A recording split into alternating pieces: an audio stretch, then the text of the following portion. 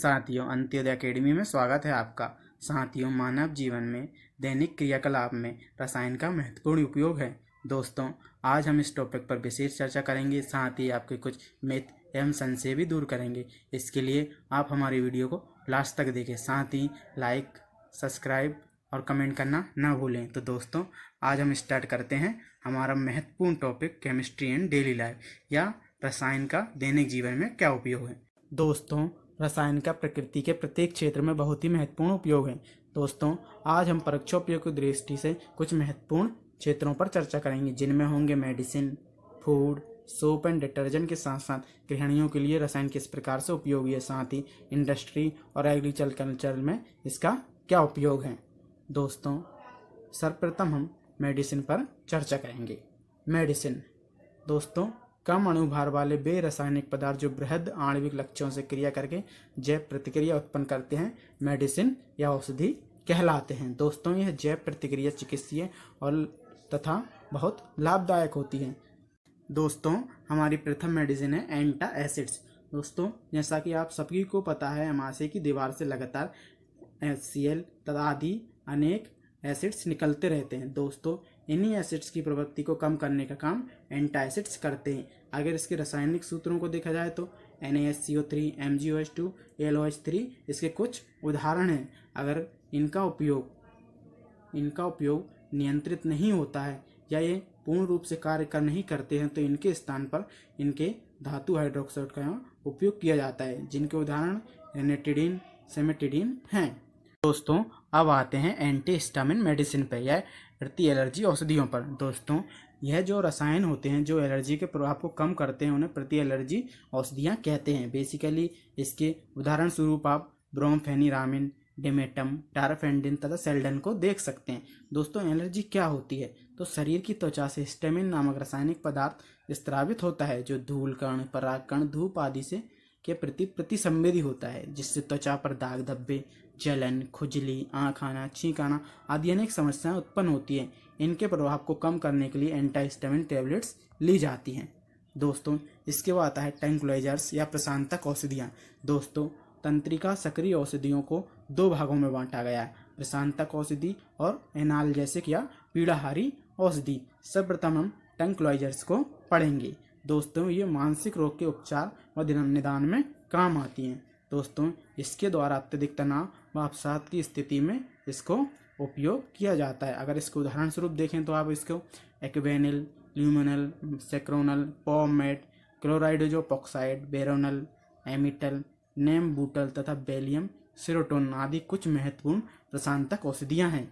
इसके बाद हम दोस्तों पीड़ाहारी औषधियाँ या एनाल्जेसिक मेडिसिन भी तंत्रिका सक्रिय औषधियों का एक प्रकार है। इसमें पीड़ा और दर्द कार्यों को कम करने के लिए इसका उपयोग किया जाता है। सामान्यतः ये दो प्रकार की होती हैं, नॉन एडिक्टेड एवं नार्कोटिक्स। दोस्तों, इनके सेवन से व्यक्ति को पीड़ा नहीं होती है। साथ साथ ये पीड़ा और औषधियाँ ज्वर रोधी मेडिसिन के गुण भी दर्शाती हैं, जैसे एस्प्रिन तथा पैरासीटामोल। दोस्तों, जो एस्प्रिन दवाई होती है वो दिल के रोगियों के लिए बहुत काम में आती है, क्योंकि दिल का दौरा पड़ने से धमनियां फट जाती हैं तथा जिसमें रक्त का थक्का बन जाता है तथा रक्त का संचार नहीं होता था। रक्त का संचार करने के लिए रक्त के थक्के को यह घोल देती हैं।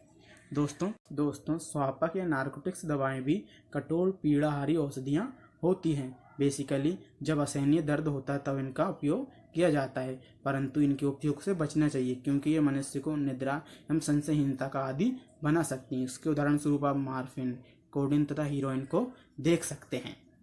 दोस्तों, इसके बाद आता है माइक्रोबायोलॉजिकल ड्रग या सूक्ष्म जैविक औषधियाँ। बेसिकली ये सूक्ष्म जीवों जैसे कवक, जीवाणु, फफूंद आदि वृद्धि को रोकती हैं या उन्हें नष्ट करती हैं। बेसिकली इनको तीन भागों में बांटा गया है, एंटीबायोटिक्स, एंटीटॉक्सिक और डिसइंफेक्टेंट। दोस्तों, सबसे पहले हम एंटीबायोटिक्स पर चर्चा करेंगे। दोस्तों, बेसिकली एंटीबायोटिक्स होता क्या है?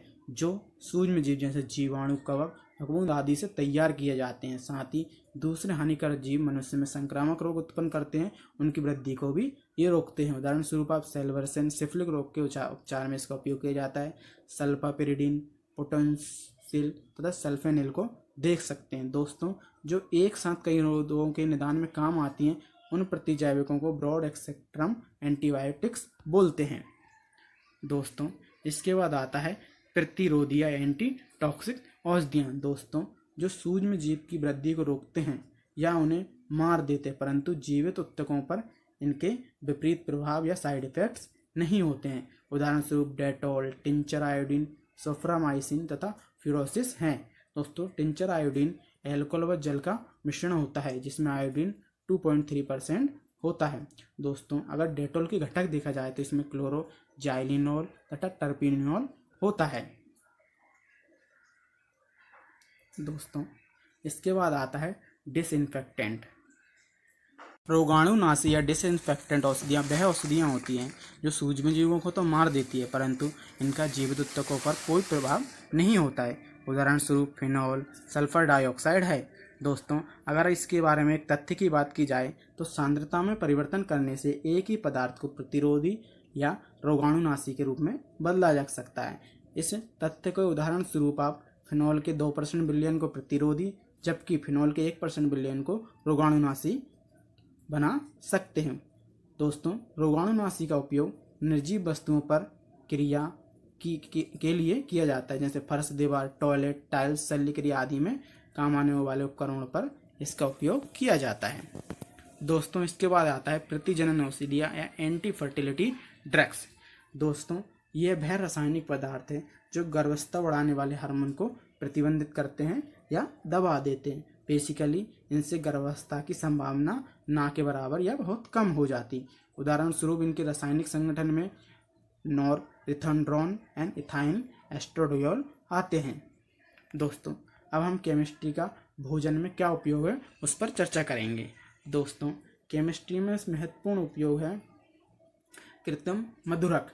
दोस्तों वह रसायन जो शर्करा तो नहीं होते परंतु भोजन की कृत्रिम मिठास को बढ़ा देते हैं कृत्रिम मधुरक कहलाते हैं। इसमें सबसे महत्वपूर्ण कृत्रिम मधुरक है या आर्टिफिशियल स्वीटनर है सैकरीन। दोस्तों इसका रासायनिक नाम सल्फोबेंजीमाइड होता है तथा यह चीनी से 550 गुना अधिक मीठा होता है। दोस्तों इससे सबसे बड़ी बात है कि इसका कैलोरी मान 0 होता है। यह मधुमेह रोगियों तथा नियंत्रित कैलोरी लेने वाले मनुष्यों के लिए बहुत ही लाभदायक होता है। दोस्तों कुछ और कृत्रिम मधुरक हैं एस्पार्टम। यह शीतल पेय पदार्थों को मिठास को बढ़ाता है। यह कम ताप पर स्थायी परंतु खाना पकाने के ताप पर अस्थायी होता है। एक अन्य कृत्रिम मधुरक है एलिटम। दोस्तों एलिटम ये अधिक ताप पर तो स्थायी होता है परंतु इसकी मिठास को नियंत्रित नहीं किया जा सकता। दोस्तों इसलिए इसका उपयोग बहुत कम किया जाता है। इसके उदाहरण है एथाइनिल एस्ट्राडाइल, साथ ही नॉन एथिनड्रोन। दोस्तों सुक्रोलोज होता है, इसका वर्तमान में सर्वाधिक उपयोग किया जाता है। ये सर्वाधिक उपयोग होने वाला कृत्रिम मधुरक भी है। दोस्तों इसके बाद आते हैं खाद्य पदार्थक या फूड प्रिजर्वेटिव्स। दोस्तों यह वह रसायन होते हैं जो भोजन को सड़ने, गलने या सूक्ष्म जीवों से इसकी रक्षा करते हैं। जैसे अचार में आप नमक एवं तेल का उपयोग करते हैं। दोस्तों इसी में जैसे वनस्पति तेल, नमक, चीनी आदि ये फूड प्रिजर्वेटिव या खाद्य परीक्षक हैं। दोस्तों अब हम साबुन एवं अपमार्जक पर चर्चा करेंगे। सर्वप्रथम साबुन को देखा जाए। दोस्तों सोप अगर इसकी परिभाषा देखी जाए तो रासायनिक रूप में ये दीर्घ श्रृंखला युक्त बसीय अम्लों के सोडियम या पोटेशियम लवण होते हैं। दोस्तों इनके रासायनिक उदाहरण हैं स्टीयरिक अम्ल, ओलिक अम्ल, एमिटिक अम्ल के साथ साथ सोडियम व पोटेशियम के लवण ही साबुन है। दोस्तों जब तेलीय वसा की क्रिया को NOH तथा KOH से की जाती है तो साबुन तथा ग्लिसरॉल बनते हैं। इससे नमक डालकर साबुन अपक्षेपित कर लेते हैं। दोस्तों इस अपक्षेपित होने क्रिया को साबुनीकरण कहते हैं। दोस्तों अगर साबुन के प्रकार को देखा जाए तो रासायनिक रूप से इनको 4 प्रकारों में बांटा गया है। प्रसाधन साबुन या टॉयलेट सोप्स ये उच्च कोटि के तेल व KOH से क्रिया करके बनते हैं। इसके बाद आते हैं दोस्तों पारदर्शी साबुन। साबुन को अल्कोहल में घोलकर बनाया जाता है। जबकि औषधि साबुन या मेडिसिनल साबुन इसमें प्रतिरोधी दवाओं तथा अन्य मेडिसिन का उपयोग किया जाता है। तथा साबुन में तैरने वाले साबुन ये अन्य प्रकार से हैं जिनका बहुत कम उपयोग किया जाता है। साबुन बनाते समय इनमें वायु प्रवाहित की जाती है। दोस्तों अगर साबुन की क्रिया विधि को देखा जाए तो प्रत्यः साबुन में 2 भाग होते हैं। एक आयनिक भाग होता है, दूसरा लंबी हाइड्रोकार्बन श्रृंखला भाग वाला भाग होता है जिसको जलविरागी सिरा एवं आयनिक भाग को जलरागी सिरा कहते हैं। दोस्तों जो मैल होता है वो तेली होते हैं। जलविरागी सिरा तेल में घुल जाता है और जलरागी सिरा के चारों तरफ पानी से घिर जाता है। इससे एक मिसेली संरचना बनती है। दोस्तों सावन की ये मिसेल मैल को पानी में घुलने में मदद करता है और इस तरह मैल सारा पानी में घुल जाता है और कपड़े साफ हो जाते हैं। दोस्तों इस तरह का चित्र से आप इसको अच्छे से समझ पाएंगे। ये कपड़ा है तथा ये मैल है।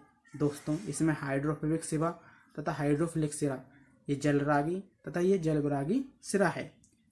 तो दोस्तों इस क्रिया में यहाँ पर मिसेल बन जाता है और यह मिसेल मैल को पानी में घुलने में मदद करता है। दोस्तों अब अपमार्जक पर आते हैं। अपमार्जक दोस्तों अगर इसकी परिभाषा देखी जाए तो दीर्घ श्रृंखला युक्त सल्फोनिक अम्ल या हाइड्रोजन सल्फेट के सोडियम लवण को अपमार्जक कहा जाता है। दोस्तों इनकी संरचना साबुन के समान तो नहीं होती, परंतु ये साबुन के समान किसी भी सतह से धूल और चिकनाई के कणों को मुक्त कर देता है, अतः इन्हें साबुन विहीन साबुन भी कहा जा सकता है। दोस्तों अगर अपमार्जक का वर्गीकरण किया जाए तो सर्वप्रथम इसके ऋणायनी अपमार्जक को पढ़ते हैं।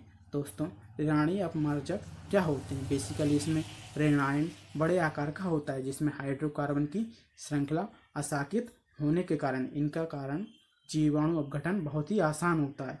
इसी दृष्टि से ये पर्यावरण के लिए अधिक उपयुक्त होते हैं क्योंकि इनमें श्रृंखला असाकित होती है। तो इसके उदाहरण देखा जाए तो सोडियम लोराइल सल्फेट तथा सोडियम पी डोडेसिल्वेंजिन सल्फोनेट है। धनायनी अपमार्जक दोस्तों धनायनी अपमार्जक जो होते हैं इनमें धनायन बड़े आकार का होता है, अमोनिया लवण होते हैं, ये बहुत ही महंगे होते हैं। इनमें कीटाणुनाशी के गुण भी पाए जाते हैं, परंतु इनकी जो श्रृंखला होती है वो साकित होती है, इसलिए प्रकृति के प्रतिकूल हैं। इसके उदाहरण को देखा जाए तो सेटिल ट्राइमेथिल अमोनियम ब्रोमाइड है। अनायनिक अपमार्जक जिसमें धनायनिक व ऋणायनिक दोनों के गुण नहीं पाए जाते हैं। दोस्तों ये द्रवावस्था में होते हैं, इनके आयनों का अभाव होता है, इसलिए इसके उदाहरण स्वरूप एस्टेरिक अम्ल तथा पॉलीएथिलीन अम्ल को देखा जाता है। दोस्तों अब हम कुछ महत्वपूर्ण रासायनिक यौगिकों के बारे में पढ़ेंगे जो इस प्रकार है। सबसे पहले हमारा रासायनिक यौगिक है यूरिया। दोस्तों यूरिया को सामान्यतः एक कार्बनिक यौगिक है जिसका रासायनिक सूत्र NH2CO है। साथ ही ये रंगहीन, गंधहीन, सफ़ेद, रवेदार, जहरीला ठोस पदार्थ है।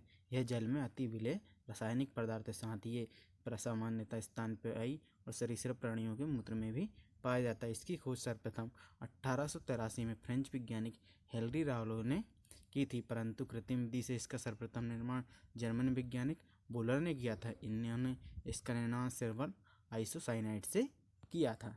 दोस्तों इसके बाद है RDX का फुल फॉर्म होता है रिसर्च एंड डेवलपमेंट एक्सप्लोसिव। दोस्तों इसका आविष्कार जर्मन रसायनज्ञ हेनिंग ने 1899 में किया था। इन्होंने इसको शुद्ध रस से क्रिस्टलाइन पाउडर के रूप में प्राप्त किया था। दोस्तों इसका रासायनिक नाम साइक्लो ट्राइमेथिलाइन है, ट्रिटिमाइन है। दोस्तों इसमें 1510 किलो कैलोरी विस्फोटक ऊर्जा TNP जिसका फुल फॉर्म ट्राई नाइट्रोफिनॉल है। दोस्तों इसको सामान्य नाम पिक्ट्रिक एसिड है। इसको कंसनट्रेटेड H2SO4 और कंसनट्रेटेड HNO3 की प्रतिक्रिया द्वारा तैयार किया जाता है। दोस्तों TNP भी एक अत्यधिक विस्फोटक पदार्थ है। TNG दोस्तों TNG का फुल फॉर्म ट्राई नाइट्रोग्लिसरीन है। ये सामान्यतः रंगीन तेल तरल जिसका उपयोग बारूद बनाने में किया जाता है। दोस्तों इसे नोबल का तेल भी कहते हैं। इस विस्फोटक पदार्थ का आविष्कार 1846 में किया गया था। दोस्तों इसका निर्माण कंसनट्रेटेड H2SO4 और कंसनट्रेटेड ग्लिसरीन के साथ HNO3 को मिक्स करने पर होता है। TNT दोस्तों TNT का फुल फॉर्म है ट्राई नाइट्रोटोलिन। ये सबसे ज़्यादा प्रयोग किए जाने वाला विस्फोटक है। दोस्तों टोलिन और कंसनट्रेटेड H2SO4 और कंसनट्रेटेड HNO3 की प्रतिक्रिया के परिणाम स्वरूप इसको तैयार किया जाता है। दोस्तों 1863 में इसका आविष्कार किया गया था, जबकि इसका वाणिज्यिक इस्तेमाल 1914 में किया गया था। TNT के पहले उपयोगकर्ता ब्रिटेन के सैनिक थे। दोस्तों अब हम रासायनिकों का गृहस्थ जीवन में उपयोग पढ़ेंगे। ठीक है दोस्तों सबसे पहले बर्तन आते हैं। आपके जो यूटेंसिल्स होते हैं बर्तन, सामान्य रूप से बर्तन स्टेनलेस स्टील के बर्तन होते हैं जिसमें लोहे में 14% नाइक्रोम, क्रोमियम और निकल की मिश्र धातु का उपयोग किया जाता है। ब्रॉन्ज के बर्तन में कॉपर और जिंक मिश्र धातु का उपयोग किया जाता है, जबकि ब्रॉन्ज के बर्तन में 88% कॉपर, 10% टिन तथा 2% जिंक होता है। दोस्तों सामान्य रूप से एल्युमिनियम के बर्तन भी होते हैं जिनमें बॉक्साइट का उपयोग किया जाता है। दोस्तों सिल्वर के बर्तन मुलायम धातु होती है, इसलिए इसमें कॉपर निकल मिलाकर इसका उपयोग किया जाता है। दोस्तों प्लास्टिक की तस्तरियाँ पहले आदि ये सभी बेकलाइट से बनाए जाते हैं। दोस्तों इसके अलावा भी हमारे दैनिक जीवन में या गृहिणियों के लिए अनेक रसायन काम में आते हैं, जैसे पेट की शिकायत के लिए सिरका या सिट्रिक एसिड, खाने के सोडे के रूप में सोडियम बाइकार्बोनेट, कपड़े धोने के लिए सोडियम कार्बोनेट तथा खाने का नमक HCl, सेंधा नमक या काले नमक के रूप में KCl तथा फिटकरी K2SO4 Al2SO4 होल थ्राइड 24H2 तथा बैटरियों में भी सामान्यतः H2SO4 का उपयोग होता है। भुजे चूने को CaOH2 तथा टूथपेस्ट में मुख्य घटक Al2O3 होता है। दोस्तों अब हम कुछ कीटनाशक रसायन के बारे में पढ़ेंगे जो इस प्रकार हैं। डेटॉल, ये बहुत ही प्रचलित कीटाणुनाशक है, इसका घरों में सफाई के लिए उपयोग किया जाता है। फिनाइल, ये भी अधिक क्लीनिंग के रूप में प्रचलित है। दोस्तों चोट की मरहम पट्टी के लिए पूर्व में सफाई के लिए आयोडीन टिंचर का उपयोग किया जाता है। फिनॉल या कार्बोलिक एसिड जीवाणुनाशक है, सर्जन द्वारा शल्य क्रिया के पूर्व हाथों की सफाई भी इसी से की जाती है। दोस्तों अब हम रसायनों का कृषि में उपयोग देखेंगे। सामान्य रूप से रासायनिक ही आपके कीटनाशक, पेस्टिसाइड, कवकनाशक, फंगिसाइड होते हैं। इसे सभी रासायनिक उर्वरक तैयार किए जाते हैं। दोस्तों मिट्टी विहीन कृषि या हाइड्रोपोनिक कृषि या जल कृषि में भी रसायनों का उपयोग होता है। दोस्तों ऊसर भूमि या धूसर भूमि में सुधार के लिए गंधक के अम्ल तथा जिप्सम का प्रयोग किया जाता है। सामान्यतः रासायनिक उर्वरक urea, muriate of potash, sulphate of potash, DAP, CN आदि भी रासायनिक पदार्थ हैं। दोस्तों हमने आपके अभ्यास के लिए कुछ प्रश्न तैयार किए हैं जो इस प्रकार हैं। 3 मार्क्स में आपके लिए हमने कृत्रिम मधुरक, यूरिया, प्रतिजनन औषधि और नार्कोटिक्स प्रश्न तैयार किए हैं। साथ ही 6 मार्क्स में आपके लिए हमने साबुन व अपमार्जक में अंतर, प्रतिरोधी व रोगाणुनाशी में अंतर तैयार किए हैं। दोस्तों इसी के साथ आप हमें उत्तर Gmail, व्हाट्सएप तथा टेलीग्राम पर भेज सकते हैं तथा हमारे प्रयास को सफल बनाने के लिए हमारे वीडियोस को लाइक करें, हमारे वीडियोस को शेयर करें तथा हमारे चैनल को सब्सक्राइब करें। धन्यवाद। रिगार्ड्स, अंत्योदय अकादमी।